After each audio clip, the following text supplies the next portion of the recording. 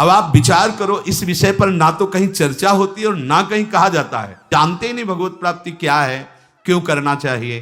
वो बस वो चाहते हैं, जो दृश्य देखते हैं वही करना चाहते हैं, जो सुनते हैं, जो बोलते हैं वही चिंतन होता। जीवन एकदम नर्क बन जाता है। नाम जप करते रहो, हर क्रिया प्रभु को बोले हम तो रोज अपने को देखते, शीशा में देखते हैं, बढ़िया गोरे चिकले गाल और सब। ये तो प्रकृति की रचना का, पंचभूत का एक नमूना है। गुरु मानने वाले लाखों हैं, लेकिन गुरु की मानने वाले अंगुलियों में गिने जा सकते हैं। कि आलस्य और प्रमाद ना आने लगे कि भगवान की कृपा से सब हो जाएगा तो भजन करने की जरूरत क्या है, गुरु कृपा से सब हो जाएगा, अब भजन करने की जरूरत नहीं। अच्छा चलो ठीक, यही समय है वृद्धावस्था और मृत्यु से, दुर्गति से अपने को बचा लो। बढ़िया समय है, जरा मरण मोक्षाय, हमारे ऊपर वृद्धावस्था का प्रभाव ना पड़े। बोले हमने तो बड़े बड़े भजनानंदियों के शरीर को वृद्ध होते देखा है। तो शरीर को बोल रहे हैं क्या, वो अपने पे बोल रहे हैं। इस शरीर की वृद्धावस्था का प्रभाव हमारे ऊपर न पड़े, इस शरीर की मृत्यु अवस्था का प्रभाव हमारे ऊपर न पड़े। हम सीधे देहाभिमानी, तो हमारे से तात्पर्य शरीर में हो जाता है। हम स्वरूप की बात कर रहे हैं, शास्त्र स्वरूप की तरफ इंगित कर रहे हैं। जो मनुष्य मेरा आश्रय लेकर के मेरी प्राप्ति के लिए बताए गए सिद्धांतों के अनुसार प्रयत्न करता है, उसके उस प्रयत्न को देख करके हम उसको ब्रह्म स्थिति प्रदान कर देते हैं। प्रयत्न से नहीं मिला, पर प्रयास देख करके। जैसे यशोदा मैया लाला जी को बांधना चाहती हैं, भागी बांधने के लिए। अब लाला दौड़ रहे हैं, मैया पकड़ने की चेष्टा करती, प्रभु पीछे मुड़ मुड़ के देख रहे हैं, मैया के माथे पे पसीना आ गया, श्रमित हो रही, पर वो प्रयत्न नहीं छोड़ रहे। प्रभु स्वयं अपने को बंधा दिया। बस ऐसा ही करते हैं। जब उपासक हार नहीं मानता, हर कष्ट सहता है, किसी प्रलोभन में रुकता भी नहीं है, प्रयत्नशील रहता है भगवत प्राप्ति के लिए, तो प्रभु उसके प्रयत्न को देखकर द्रवित हो जाते हैं और अपने आप को प्रकाशित कर देते हैं। अगर हम प्रमाद स्थिति में रहेंगे तो असाधन होता रहेगा, तो असाधन अर्थात पाप होता रहेगा, तो भजन में प्रवृत्ति ही नहीं होगी। पाप रहित जीवन ही दृढ़ भजन के योग्य होता। बहुत सावधान रहना चाहिए, कोई भी असत क्रिया नहीं हो। बहुत बड़ा इनका दंड मिलता है, जीव जानते नहीं, अज्ञान की धरा में मनमानी आचरण करते रहते हैं। भयंकर गतियां, इन सब से हमें मुक्त होने का अवसर मिला है। जो मेरा आश्रय लेकर के मेरे द्वारा बताए हुए सिद्धांतों का, प्रभु ही संत रूप में, गुरुदेव के रूप में, शास्त्र के रूप में, ब्रह्म ऋषियों के रूप में हमें मार्ग बताते हैं। हम प्रयास करें, पूर्णता उनकी तरफ से हो। हम शरणागति का प्रयास कर रहे हैं, पूर्णता उनके हाथ में है। हम उनकी प्राप्ति का प्रयास कर रहे हैं, ये उनके हाथ की बात है। कब कैसे हमें मिलेंगे, कौन सी स्थिति देंगे, ये उनके ऊपर की बात। हमें उसका चिंतन नहीं करना, हमें ये चिंतन करना है कि आराध्य देव के सिवा और कुछ चिंतन ना होने पावे। उस ब्रह्म को, संपूर्ण अध्यात्म को और संपूर्ण कर्म को वो जान जाते हैं। जरा मरण मोक्षाय मामाश्रित यतन्तिते, ये वृद्धावस्था और ये मरण अवस्था, जीते जी मुक्ति प्राप्त करने के लिए मानव देह मिला है। अगर आप प्रयासरत रहे, जीवन में अनुभव आपको नहीं हुआ और कभी भगवद आश्रय छोड़कर आप इधर उधर भटके नहीं, तो आपका शरीर पूरा होते होते भगवान अनुभव करा देंगे। पीछे ऐसा वर्णन किया है स्वयं प्रभु ने कि उस समय मैं स्वयं आकर स्मृति रूप से उसके हृदय में जागृत हो जाता हूं, क्योंकि जीवन भर लड़खड़ाते हुए ही सही पर हमारी तरफ चलने का इसने प्रयास किया है। और हमने महापुरुषों के मुख से सुना है कि जो उपासक बाल्यावस्था से ही भगवान के मार्ग में लगे हैं, उनको इस बात पर नहीं संतोष कर लेना चाहिए कि मरने के बाद भगवान मिलेंगे। नहीं, जीते जी अनुभव करना है। शरीर छूटने के पहले ही हमें शरीर छोड़कर वो स्थिति प्राप्त करनी है जो भागवतिक स्थिति है, बिल्कुल सच्ची। ये शरीर ऐसे ही अनुभव होने लगता है जैसे कोट, शर्ट, बनियान। स्थूल शरीर कोट, सूक्ष्म शरीर शर्ट, कारण शरीर बनियाइन, लेकिन पहनने वाला अलग है।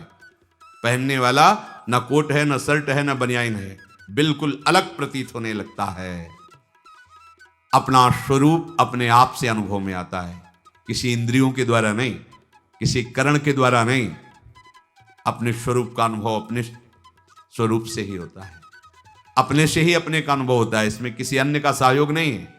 फिर ये साधना क्यों है? क्योंकि ये पवित्र हो जाएं। ये पवित्र हो जाएंगे तो अपने स्वरूप में लय हो जाएंगे, शांत हो जाएंगे।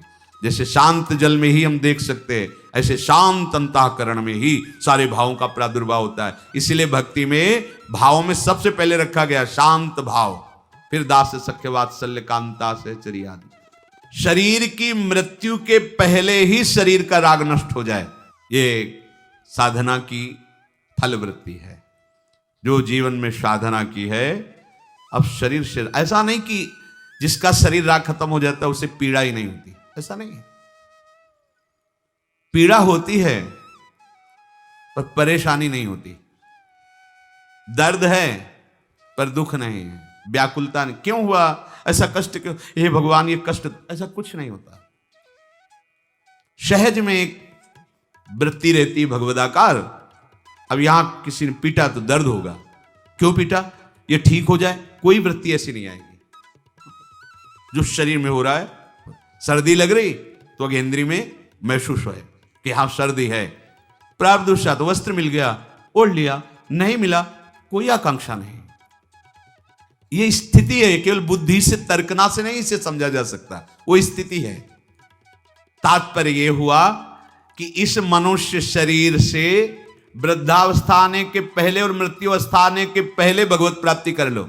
बात समझो, ये जो लोग भूले हुए हैं ना कि ये यौवन अवस्था भोगों के लिए है, बड़े बूढ़े शिक्षा देते हैं। अरे तुम तो अभी, तुम्हारी तो खेलने खाने की उम्र, भजन की उम्र है तुम्हारी। तो उनसे पूछो जो उपदेश दे रहे खेल, तुम्हारी उम्र कौन सी है? तुम करते हो भजन, तुम भगवत चिंतन में रखते हो, पर वो वहां उत्तर देने की सामर्थ्य नहीं, इसलिए वो बोल नहीं पाते। नहीं, बड़े बुजुर्ग जैसे समझाते हैं तुम्हारी भजन करने की उम्र थोड़ी है। तो हे पूज्यवर, आपकी उम्र कौन सी है और अब आप क्या कर रहे हैं? भजन कोई खेल खिलौना नहीं है। जब तक आपने पूर्वाभ्यास नहीं किया तो आपका भजन जीवन में आगे नहीं होने वाला। ये भूल जाओ कि लड़का बच्चा परिवार और इनके सब ब्याह बर और सब होने के बाद बुढ़ापे में आराम से जाकर वृंदावन में फ्लैट लेंगे और खूब भजन करेंगे। भूल जाओ, फ्लैट ले सकते हो, आओगे लेकिन यहां प्रपंच ही करोगे, भजन नहीं कर पाओगे। सत्संग में बैठोगे, सो जाओगे, शब्द समझ में नहीं आएगा क्योंकि अभ्यास ही नहीं किया है। चार बूढ़े बैठ करके अपनी बहू और लड़का बच्चा की बातें करोगे, प्रिया प्रीतम की बातें कभी नहीं कर पाओगे। देख लेना, जीवन में देख लेना, यदि जीवन में तुमने भजन का अभ्यास नहीं किया तो वृद्धावस्था में भजन नहीं होगा। वृद्धावस्था आने के पहले, मृत्यु अवस्था आने के पहले, चलो वृद्धावस्था का तो समय हमें पता है कि शरीर की वृद्धावस्था लगभग इतने वर्ष बाद आ जाएगी, लेकिन मृत्यु अवस्था तो एक सेकंड के बाद भी आ सकती है। इसलिए हमारा ये जो वर्तमान समय चल रहा है, ये भगवदाकार वृत्ति से युक्त होना चाहिए। वृद्धावस्था के आने के पहले भगवत प्राप्ति कर ले, ये बात तो समझ में आ जाती है कि 60, 70, 75, 80 इसी को वृद्धावस्था कहते हैं। आजकल तो 60-70 में राधेश्याम हो जाता है। अब तो जवाने नहीं समझ में आते कि जवान कौन है भाई, कैसे समझ में आएंगे जवान? 15-16 की अवस्था आप अभी सुने थे प्रश्न उत्तर में, एक ने कहा हमें बहुत निगेटिव विचार आते हैं। तो भैया ये तो पाप का लक्षण है। आप पाप कर्मों से अपनी वृत्ति को हटाइए, नहीं तो नकारात्मक सोच आपको नष्ट कर देगी। क्या करते हो तुम? उनका 5 बार हस्तमैथुन नियम से रोज करता हूं। अब आप विचार करो, इस विषय पर ना तो कहीं चर्चा होती है और ना कहीं कहा जाता है। छोटे छोटे बच्चे ऐसी निकृष्ट आदत को प्राप्त हो गए, अब ये जवान होंगे, अब इनमें भगवदानंद की आकांक्षा जागृत होगी, ये कहीं सतमार्ग जान पाएंगे? कदापि नहीं। जीवन ही नष्ट कर दिया। शास्त्रीय सिद्धांत है, गुरुकुलों में इसीलिए बच्चों को रखा जाता था, चाहे राजा के हो चाहे प्रजा के हो। ब्रह्म ऋषियों के शासन में 20-25 वर्ष तक ब्रह्मचारी रहे। वृत्ति निवृत्ति मार्ग पर तो वैरागी बन गए, प्रवृत्ति मार्ग पर तो गृहस्थ में गए। कुछ समय तक गृहस्थ में रहने के बाद स्वतः पूर्वाभ्यास ब्रह्मचर्य का उनका जागृत हो जाता और वो चौथी अवस्था तक भगवत साक्षात्कार कर ही लेते हैं, क्योंकि नींव बड़ी मजबूत थी। अब छोटे छोटे बच्चे स्मार्ट मोबाइल, आचरण, गंदे दृश्य देख देख करके गंदे कर लेना, कैसे उनके अंदर ये बात आएगी कि वृद्धावस्था के पहले भगवत प्राप्ति कर लें? जरूरत ही नहीं भगवत प्राप्ति की, उनको आकांक्षा ही नहीं, जानते ही नहीं भगवत प्राप्ति क्या है, क्यों करना चाहिए। वो बस वो चाहते हैं, जो दृश्य देखते हैं वही करना चाहते हैं, जो सुनते हैं, जो बोलते हैं वही चिंतन होता, जीवन एकदम नर्क बन जाता है। भगवत प्राप्ति की आकांक्षा उसके हृदय में होती है। ध्यान से सुनना, पर नारी पर पुरुष त्याग कर, सेवन करो शुद्ध गृह धर्म, निज पर धर्म नाश के साधन, करो कभी भी नहीं कुकर्म। यदि आपको इसी जन्म में उत्तम स्थिति को प्राप्त करना है तो चाहे गृहस्थ हो चाहे विरक्त हो, कभी भी ये विरक्त आश्रम वाले को माताओं बहनों की तरफ कुदृष्टि से भी नहीं देखना चाहिए। कुदृष्टि भोग भावना। जननी सम जानहि पर नारी, धन पराय विस्ते विष भारी, जिन्हें राम तुम प्राण प्यारे, तिनके मन शुभ सदन तुम्हारे। मातृवत पवित्र भाव। अपने को तो श्री जी की सखिया है, जैसे ललिता, विशाखा, चंपक, चित्रा, तुंग विद्या, रंग देवी, इंद्रलेखा और सखी सुदेवी, सकल यूथ हित सेवी। ऐसे ही चराचर की जितनी शरीर में भावना हम पवित्र कर पाएंगे उतने दोष हमारा नष्ट हो जाएगा। ये जितनी स्त्री शरीरधारी, ये सब मेरी प्यारी जी की लाडली सहचरिया है, इनके चरणों में प्रणाम। बस जो चाहे आपन कल्याणा, सुजस सुमत सुगत शुभ नाना, सो परनारी लीलार गोसाई, तजौ चौथ के चंद की नाई। विरक्त उपासक को माताओं बहनों से आंख मिलाकर कभी बात नहीं करनी चाहिए। उनके मुख की तरफ आओ, उनके चरणों की तरफ देखो, चाहे बच्ची हो, चाहे यौवन अवस्था, चाहे वृद्धावस्था की हो। विरक्त साधक को कभी एकांत में माताओं बहनों से संभाषण नहीं करना चाहिए। बीच में किसी को डाल और दूसरा साधक हो खड़ा हो गया, नहीं बाहर निकलो, बाहर। अगर बात ही करनी है तो मैदान में करो खड़े होकर के। और क्या बात करनी है?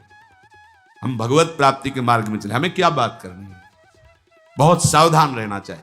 गृहस्थ धर्म के उपासक को यदि ब्याह हो गया है तो अपनी पत्नी से वो भी धर्मानुकूल, पशुवत व्यवहार नहीं। और पर स्त्री की तरफ तो दृष्टि ही ना करे भोग वृत्ति की। अगर की तो सारे सुकृत नष्ट हो जाएंगे, चाहे वो स्त्री शरीर चाहे वो पुरुष शरीर हो। इसीलिए पर नारी पर पुरुष त्याग कर। पर ये सत्संग जिनके कानों में नहीं पहुंचता है, शास्त्र स्वाध्याय नहीं करते हैं, वो इसे मनोरंजन समझने लगे, इसे धर्म नहीं समझते, वो इसे मनोरंजन समझ। क्या इसमें बिगड़ जाता है? जो शास्त्र हैं उनका स्वाध्याय कभी करते नहीं। अब उनको जो समय मिलता है तो नौटंकी, नाटक, सिनेमा देखते हैं जिनमें यही सब की पुष्टता होती है, इसी की बाहुल्यता होती है, वही दृश्य देखते हैं।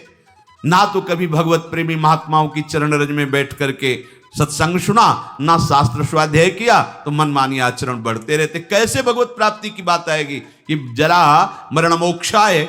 अगर गृहस्थ धर्म में है तो शुद्ध कर्म करे, जो उसके शास्त्र अनुकूल वर्णन किए गए, वो भी सत्संग से ही पता चलेगा शुद्ध कर्म क्या है, अशुद्ध कर्म क्या है। जो दूसरे के धर्म का नाश करता है, कुकर्म करता है, वो कभी साधन मार्ग पर कैसे चलने की सोच सकता है? अगर कहीं उनके अंदर थोड़ी श्रद्धा भी बनती है, जरा मरण मोक्षाय नहीं, वो प्रेत बनेगा। प्रेत योनि किसको प्राप्त होती है? तो बोले जो भूत प्रेतों की पूजा करते हैं, जो अंडा, मांस, शराब ये सब खाते पीते हैं, दूसरे के धन को जो चोरी करते हैं, मन में वैर, द्वेष, अहंकार रख करके जो हिंसा करते हैं, और पर स्त्री से जो व्यभिचार करते हैं, वो घोर प्रेत योनि को प्राप्त होता है। इसका प्रमाण धुंधकारी है, पढ़ के भागवत में देख लेना। प्रेत योनि को प्राप्त होता है। ऐसे प्रेत स्वभाव वाले कैसे जरा मरण मोक्षाय के मार्ग का अवलंबन लेंगे? इसलिए कोई भी नशा भगवत प्राप्ति के मार्ग में चलने वाले उपासक को नहीं करना चाहिए। बैठा लो। आजकल ये भी बहुत सूक्ष्मता से साधन मार्ग वालों को गिराने के लिए प्रवेश कर गया है कि थोड़ी सी भांग खा लो, बस भगवदानंद में डूब जाओगे, या एक दो चिलम फूंक लो, या अमुक अमुक अमुक। हम प्रणाम करते हैं, जो ऐसा करते हैं सिद्ध महापुरुष होंगे उनको हम प्रणाम करते हैं, पर अपने कच्चे साधकों के लिए या भगवत प्राप्ति के लक्ष्य वालों के लिए हमें कहीं शास्त्र में आज तक नहीं लिखा, कहीं ऐसा नहीं मिला। कुछ लोग उदाहरण देते हैं कि भगवान शंकर भी भांग खाते हैं। भगवान शंकर भांग खाते नहीं, पीते हैं, हलाहल जहर पीते हैं। जगत की रक्षा के लिए समुद्र मंथन में निकला हुआ हलाहल जहर पिया। तुम एक धतूरे का फल खा के दिखाओ तो तुम्हें माने उनकी समानता कर सकते हो। जगत रक्षा के लिए भगवान, और यहां से नीचे उतरने नहीं दिया है। यही है नीलकंठ। तुम एक घूंट पानी आरोप के दिखाओ, एक बूंद पानी चला जाए खुक खुक करते रहोगे। पूरा हलाहल जहर समुद्र मंथन का यह आरोप लिया है, इसलिए नीलकंठ भगवान उनको कहा गया। कहते भगवान शंकर गांजा पीते, कभी देखा चिलम उड़ाते हुए भगवान शिव को? अरे भाई समझो, उस भगवान हैं, वो जगत मंगल के लिए सब किए हैं। वो कोई ऐसा नहीं कि थोड़ा भांग खा के कैलाश। भांग का नशा कितनी मिनट रहता है? बहुत 24 घंटे, 12 घंटे 24 घंटे। शंकर सहज स्वरूप सम्हारा, लाग समाधि अखंड अपारा। 88,000 वर्ष तक की समाधि एक बार में, 88,000 वर्ष। 88 मिनट बैठ के बिना हिले दिखाओ हमें तुम। 88 मिनट बिना हिले डुले पद्मासन लगाओ और 88 मिनट बिना हिले डुले, शरीर कांप जाएगा। महापुरुषों के सत आचरण का तो अनुकरण नहीं करते, और उनकी जो महामहिम जगत रक्षा के लिए वृत्ति, उसको बोलते भगवान शंकर नशा करते। कोई भी तामस वस्तु, नशीली वस्तु अगर स्वीकार करेंगे तो शुद्ध भजन नहीं हो पाएगा। इसलिए जो कर रहे हैं वो सिद्ध है, हम प्रणाम करते हैं। हमारा निषेध करने का कोई बल ही नहीं है। शास्त्र कह रहा है तामस वस्तु, नशीली कोई भी नशा नहीं होना चाहिए साधक के जीवन में। जूठन से रखो परहेज। गुरु की, आराध्य देव की जूठन के सिवा जीवन में किसी और की जूठन नहीं पानी चाहिए। सब सवै संत गुरुदेव हैं, व्यास या प्रतीत भगवत प्रेमी महात्माओं की जूठन के लिए तो आदेश दिया है, जूठन ले पावे सदा। जो गृहस्थ में हैं, माता पिता वयोवृद्धों को भगवान का स्वरूप मानकर उनका आदर करे। बड़ा क्रूर स्वभाव होता जा रहा है। नवयुवक जन है, अपने वृद्ध माता पिता को कटु वचन बोलते हैं, यहां तक कि उनके ऊपर हाथ भी छोड़ देते हैं, मारने पीटने तक पर। सोचो तुम्हारी गति क्या होगी। जो भगवत स्वरूप माता पिता, जिनकी चरण आराधना करने पर भगवान की प्राप्ति हो जाती। पुंडरीक जी ने अपने माता पिता की आराधना की तो भगवान विट्ठल उनको दर्शन देने बिना चाहे आ गए। ऐसे पूज्यवर जो हमारे गुरुजन हैं, माता पिता, यदि हम उनका अपमान करेंगे, उनको गाली देंगे, तो हम जरा मरण मोक्षाय मार्ग पर चल पाएंगे? कदापि नहीं। और सदगुरुदेव की अवहेलना, फिर तुम्हें परमार्थ की पगडंडी मिल जाएगी? कदापि नहीं। सुख पहुंचाओ सबको, संतत मन में रख श्रद्धा सम्मान। सब में भगवत भाव कर कर सुख देने की भावना। बहुत सुंदर बात कह रहे हैं पूज्य भाई जी महाराज। यदि तुम बुरा संग करोगे, बुरा नशा करोगे, बुरे भाव रखोगे, काम लोभ आदि में आसक्त होकर चेष्टा करोगे, भोग वासना करोगे, तो क्या होगा? बोले जैसा जीवन तुम व्यतीत करोगे, फाइनल में तुम्हारे पास वैसा ही निर्णय आएगा। क्या? अंतिम समय वही कर्म छा जाएंगे। जो बुरे कर्म किए हैं वही छा जाएंगे। अगला, जैसे जरा सी वृत्ति मृग में लगी तो मृगाकार वृत्ति होने के कारण अगला जन्म मृग का हो गया। आपने तो कितनी जगह ममता की हुई है, कितनी जगह। क्या होगा अंत समय में? जरा मरण मोक्षाय के मार्ग में चलने वाले उपासक को बहुत सावधान रहना चाहिए। अंतकाल का भाव मनुज का होगा, उसके अनुसार जो जीवन में तुम कर रहे हो अंतिम में वही भाव तुम्हारे आएगा। यदि भजन कर रहे हो तो सदगति, और अगर बुरे आचरण संसार में फंसे हो तो दुर्गति। तदानुसार ही सदगति दुर्गति होगी उसे प्राप्त अनिवार्य। अतः रखो प्रतिपल ही मधुमय, भगवद स्मृति में हृदय उदार। अपने हृदय को निरंतर भगवद स्मृति में लगाए हुए ही कार्यरत रहो। अगर आप इसको भगवद स्मृति को छोड़ते हैं कि आगे हम कर लेंगे, तो आगे नहीं होने वाला। मृत्यु समय की अनुपम सेवा, मन से दूर करे संसार। हमें मृत्यु बनानी, मृत्यु को महोत्सव बनाना है। हमारा आखिरी समय होना चाहिए। तो बोले इसके लिए क्या करो? संसार का चिंतन छोड़ना होगा। संसार का चिंतन छोड़ोगे तो तुम्हारी मृत्यु महोत्सव हो जाएगी। और इस पर कोई सोच नहीं रहा। सारी सोच आज की है, आज की, वर्तमान को भोगों में कैसे हम डुबोएं। आज हमें अच्छा खाने को मिले, खूब हंसी मजाक करने को मिले, मन के अनुसार भोग भोगने को मिले तो आज का दिन बढ़िया मंगल, कल क्या होगा देखा जाएगा। यह है मूढ़ता। उपासक क्या सोचता है, मेरा अंतिम समय बढ़िया जाए। क्या? प्राणनाथ प्रीतम के चिंतन में, उनके ध्यान में, पावन चरण रज का स्पर्श करते हुए हमारा शरीर छूटे, हम प्रियालाल को प्राप्त हो। भगवान कह रहे हैं जैसे भूत प्रकृति मोक्षम, संपूर्ण पंचभूत और प्रकृति इसके कार्य, अगर इनसे आप अपने को बचा लें तो जरा मरण मोक्षाय की पदवी पर आ जाएंगे। जरा और मृत्यु इन्हीं से होती है। किनसे? पंचभूत रचित शरीर और इनकी प्रकृति, इनकी क्रियाएं। बड़ा सूक्ष्म विषय है। जरा मरण से अभी तुम्हें मुक्ति मिल जाएगी यदि शरीर और शरीर की क्रियाओं से अपनापन हटा दो। बड़ा कठिन है। क्या करें? बहुत सरल है। ऐसे हो जाओ, आत्मसमर्पण कर दो आराध्य देव को। हम शरीर से दाग नहीं हटा पा रहे, इतना विवेक प्रबल नहीं हो रहा, क्रियाएं हम भगवतिक नहीं कर पा रहे, इतनी पवित्रता हृदय में नहीं, तो एक सिद्धांत देखो, शास्त्रों में बहुत कृपा करके वर्णन किया गया है। अनेक जन्मों की आदतों से, इस जन्म की आदतों से, संग से, अहंकार से, इंद्रियों से, वृत्तियों से जो कुछ भी हो रहा है वो सब परम पुरुष आदि पुरुष प्रभु श्री हरि को समर्पित कर दो। आप भगवत प्राप्ति के मार्ग में अग्रसर हो जाए। इससे बढ़िया और बात क्या हो सकती है? ये करो, ये ना करो, नहीं। यत करोषि, जो भी कर रहे हो, ये तो सर्वाणि कर्माणि मयि सन्न्यस्य मत्पराहा, मेरे परायण होकर जो भी तुम्हारी क्रिया हो रही है वो मेरे को अर्पित कर दो। यत करोषि, जो कर रहे हो कुछ तो करो, कोई सिद्धांत तो पकड़ लो। आज से नियम ले लो कि हमारा कोई भी 24 घंटे का समय भगवद अर्पित बिना हुए नहीं हम छोड़ेंगे उसे। अगर शयन में जा रहे हैं तो जागृत का पूरा हिसाब प्रभु के चरणों में दीजिए, और शयन के बाद जब जगिए तो पूरा शयन दीजिए प्रभु को। प्रभु 10 बजे सोए थे और अभी 1 बजे 2 बजे जो जगे, प्रभु ये समय आपके चरणों में समर्पित है। इसमें जो हम नींद में हुए या जो भी नाम जप किया, जो प्रभु आपके चरणों में। अब फिर सुबह जागृत में ये विचार करते रहो, ये क्रियाएं सब प्रभु की प्रसन्नता के लिए हो रही। नाम जप करते रहो, हर क्रिया प्रभु को अभी कुछ ही दिनों में आप देखना आपकी आध्यात्मिक विचार शक्ति बढ़ जाएगी, आपका विवेक पवित्र हो जाएगा। पर ये अभी 1-2 दिन करोगे फिर भूल जाओगे। भूलो नहीं। अगर भूलते रहोगे तो ज्यादा समय नहीं अपने लोगों के लिए पास। ये बहुत डींगे हाँकते हैं हम अभी बड़ा समय। ब्रह्मा जी के देश में, ब्रह्मलोक में, ऐसे कमल की पंखुड़ी में ऐसे छेदो तो अपने यहाँ का 1 वर्ष हो जाता है। अगर वो 80 बार ऐसे कर दिए तो हम गए 80 साल ही होगी वो तो तुम्हें 60, 70, 80, 85 कितनी उम्र है। बहुत जल्दी तत्पर हो जाओ। पर सब कोई तत्पर नहीं होगा। सब तत्पर हैं आज जगत सजाने में।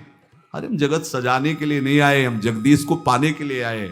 ये हृदय का चिंतन बदलो, क्योंकि ये जरा मरण स्वरूप में नहीं होते, ये शरीर में होते हैं। अब स्वरूप का परिचय ही नहीं। लोग बहुत जानकार जैसे ज्यादा बातें बनाते तो भैया 3.5 हाथ के शरीर में रहते हुए कई साल हो गए? बोले 40। तो जाना तुम कौन हो भाई? हो कि 100-200 हाथ का है तो खोजने में समय लगेगा। 3.5 हाथ के शरीर में आप हैं, आप अपने को नहीं जानकारी कर पाए तो आप कितने बड़े जानकार हैं? औरों की जानकारी क्या लोगे? आप अपनी जानकारी नहीं कर पाए, 3.5 हाथ के शरीर में हो, कैसे भूल भुलावे में हो? बोले हम तो रोज अपने को देखते, शीशा में देखते हैं बढ़िया गोरे चिकले गाल और सब। ये तो प्रकृति की रचना का, पंचभूत का एक नमूना है। ये नमूना है, नमूना हमारा थोड़ी स्वरूप है। बस ये पहली सूरज गई तो जरा मरण मोक्षा है, क्योंकि जरावस्था इसी में होती है और मरण अवस्था भी इसी की होती है। प्रकृति के कार्य शरीर के साथ जब तक तदात्म रहेगा तब तक जरा मरण मोक्षाय नहीं हो पाएगा। संबंध विच्छेद करना ही है इस शरीर से। सारी चेष्टा इसी शरीर के सजाने की है और शरीर को मैं मानने की पुष्टता की है। और हम बनते हैं साधक, हम बनते हैं अध्यात्म मार्ग के पथिक।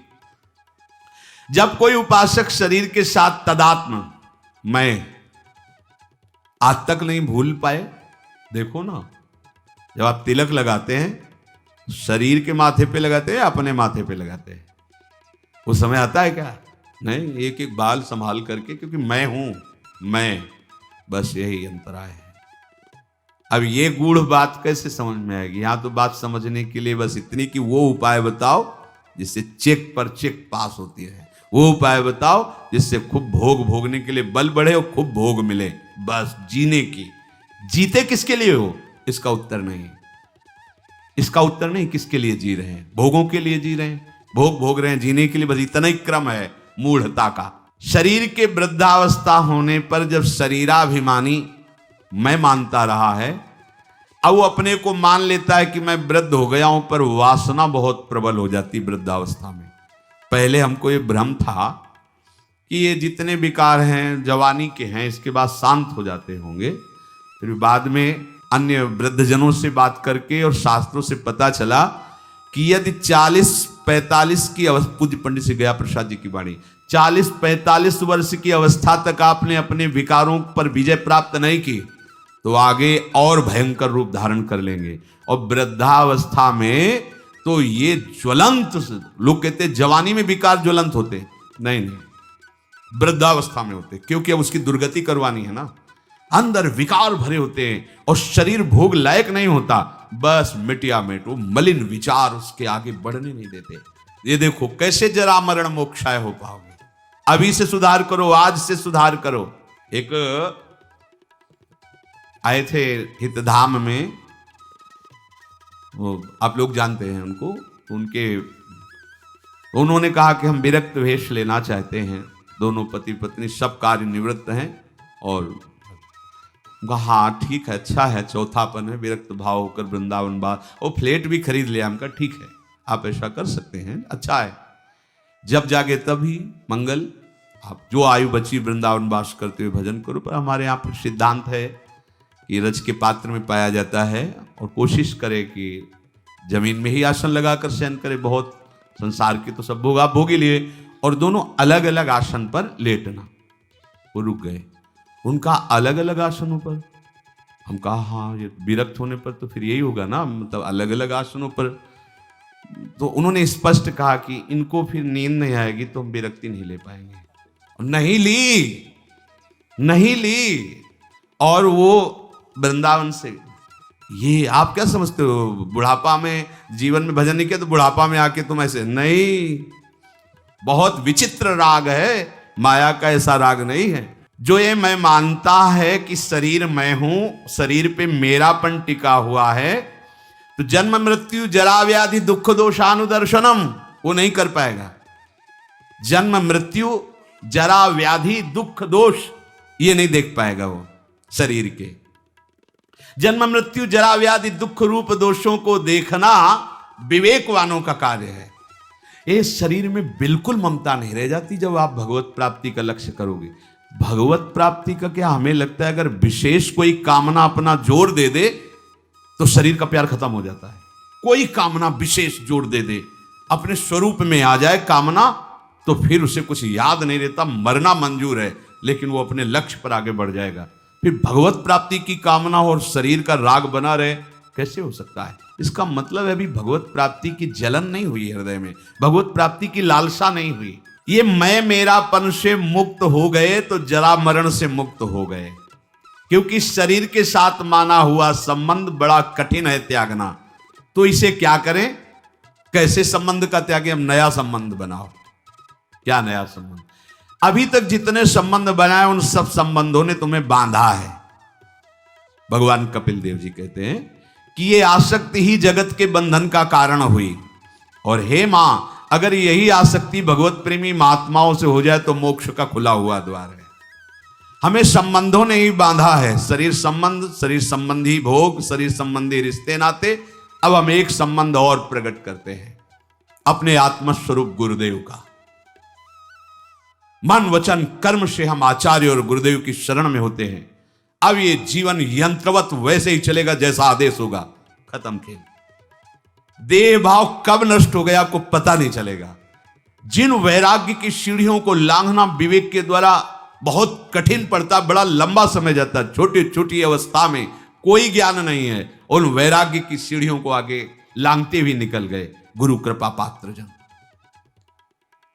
हम अगर ये संबंध मान ले,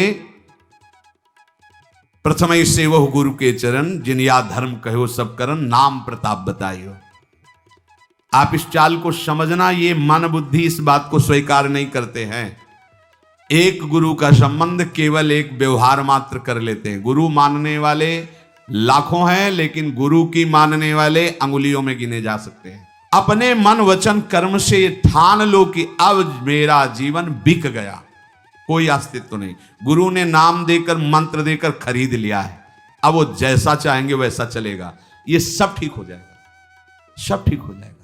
जितने भी महापुरुष हुए हैं सबने गुरु महिमा का गान किया है। बिना गुरु कृपा के इस मैं और मेरापन से हटना बड़ा कठिन होता है। घूम घूम करके छाया रहता है। देख लो, यहां बैठे हो इसलिए देख सकते हो, देख लो जब से चले हो तब से अब तक मैं और मेरे के ही घेरे को नहीं पार कर पाए हो, देख लो। और जो जितना समर्पित है मैं मेरा का घेरा उतने उसका शिथिल होता चला जाता है। ये आत्मसमर्पण से सब ठीक हो जाएगा। हमारा प्रगट में शासन चाहिए, क्योंकि छवि तुम्हारे घर में विराजमान हो, कभी तुम्हें डांटी क्या? तुम्हारा जैसा मन आवे छवि के सामने करो, कर सकते हो। प्रगट में गुरु के सामने एक भी चेष्टा अगर प्रतिकूल की तो डांट पड़ जाएगी, सभा में तुम्हें गलती माननी पड़ेगी। लेकिन छवि के सामने यद्यपि वो वहीं भी विराजमान है, पर आपकी वृत्ति सुधरने के लिए छवि से काम नहीं चलेगा। प्रगट में चाहिए जो हमें दुलार भी करे और हमें शासन भी करे, और हम यंत्रवत चले, बस भगवत प्राप्त। ऐसा ना होता तो भगवान श्री कृष्णचंद्र जो नीचे बैठते हैं, संदीपनी जी ऊपर बैठते हैं। संदीपनी जी कौन है? बोले भगवान के गुरु हैं। क्या पढ़ा रहे हैं? बोले वेद पढ़ा रहे हैं। वेद कौन है? बोले भगवान के श्वासों से निकले हैं। जाकी श्वास वेद श्रुति चारी, सो हरि पढ़े ये अचरज भारी। संदीपनी जी के गुरुदेव भगवान कुछ समय के लिए विक्षिप्त का स्वांग किया, पागल जैसे। जितने शिष्य थे सब भाग खड़े हुए हैं, लवशंका फेंक रहे हैं, थूक रहे हैं, मार रहे हैं, ऐसा मनो पागल हो गए। ऐसा काफी समय तक ये उन्माद स्थिति रही उनकी। एक दिन शांत भाव में हुए तो देखा संदीपनी जी ही केवल पास में, तो उनका बेटा और सब कहाँ गए? बोले गुरुजी वो तो अपने घर चले गए। क्यों? क्योंकि आपकी चेष्टा ऐसी प्रतिकूल होती थी, मारना, थूकना, पेशाब फेंक देना, ऐसा, तो लोग तो सब और तुम क्यों नहीं गए? बोले गुरुजी फिर आपको भोग कौन लगाता, आपका स्नान कौन कराता, बस। तो क्या हमारी प्रतिकूल चेष्टा तुम्हारे प्रति नहीं हुई? गुरुजी अब हमारा जीवन ही नहीं है, वो जीवन तो आपका जीवन है। अब जैसा आप हो, तो हमें कुछ इसलिए बुरा नहीं लगा कि ना मेरा तन है, ना मेरा मन है, ना मेरा प्राण है, हमने तो आपके चरणों में समर्पित कर दिया। अब आप चाहे मारो या दुलार करो, इससे मुझे कोई मतलब नहीं, क्योंकि ये जीवन आपका है। आंसू आ गए गुरुदेव के, हृदय से लगाए। और बेटा, जिस परब्रह्म की उपासना हमने की, उपासना के बल से जिसका साक्षात्कार किया, वही ब्रह्म तुम्हारा शिष्य बनेगा करके। वही संदीपनी जी ऊंचे आसन पर बैठे और जगत गुरु भगवान श्री कृष्ण हाथ जोड़े नीचे बैठे, उनकी आज्ञा का पालन कर रहे हैं। चाहे शिव विरंच सम होई, गुरु बिनु भवनिधि तरह न कोई। क्यों? क्योंकि ज्ञान हो सकता है तुम्हें, चतुराई आ सकती है तुम में, लेकिन अहम की वृत्ति का नाश समर्पण से ही होता है। वो जब समर्पित हो गए, अब जैसे कह रहे हैं वैसे हम चल रहे हैं, हम तो कुछ कर नहीं रहे, जो करवा रहे हैं, जैसे चला रहे हैं। अहम खत्म, दैन्यता, तो मैं मेरापन गया। यही है बंधन का कारण, मैं और मेरा, अपना अस्तित्व, अपना अलग भाव। देह की सीमा में जब तक हम बंधे हैं तब तक महात्मा नहीं हो सकते। महात्मा का सर्वात्म भाव होता, सर्वात्म भाव। सब रूपों में मेरे आराध्य देव, या सब रूपों में मैं। ब्रह्मज्ञानी सब रूपों में मैं, भक्त सब रूपों में आराध्य देव। मामाश्रित यतन्तिते, जिसने मेरा आश्रय ले लिया, मेरे आश्रित होकर जब मैं साधन कराता हूं तो अभिमान नहीं होता। और जब उपासक स्वयं में कर्ता भाव लेकर यत्न करता है तो अभिमान छुपा पुष्ट होता रहता है। मैंने ऐसा कर लिया जिससे मुझे ऐसा अनुभव हुआ, और मैं ऐसा कर लूंगा जिससे मुझे ऐसा अनुभव होगा। ये सब अहम की धरा में होता है। और जब मेरा आश्रय ले लिया जाता है तो उसको यह अनुभव होता है कि प्रभु ने ऐसा कराया तो ये अनुभव हुआ, प्रभु ऐसा करा लेंगे तो वो भी अनुभव हो जाएगा। उसके जीवन में सावधानी ये रहे कि आलस्य और प्रमाद ना आने लगे कि भगवान की कृपा से सब हो जाएगा तो भजन करने की जरूरत क्या है, गुरु कृपा से सब हो जाएगा, अब भजन करने की जरूरत नहीं। अच्छा चलो ठीक, तो फिर प्रमाद करके अन्य जो असाधन है वो भी करने की तुम्हारी रुचि नहीं होनी चाहिए। पक्का समझो बस इसी से हो जाएगा। पर होता क्या है, हम ये तो कह देते हैं कि भगवत कृपा से सब हो जाएगा, ये छोड़ दिया यहां और करने लगते हैं असाधन, फिर भगवत कृपा कैसे आप पर जागृत होगी? सच्ची कह रहे हैं, ये स्थिति छोटी मोटी नहीं कि आज से हम कुछ नहीं करेंगे।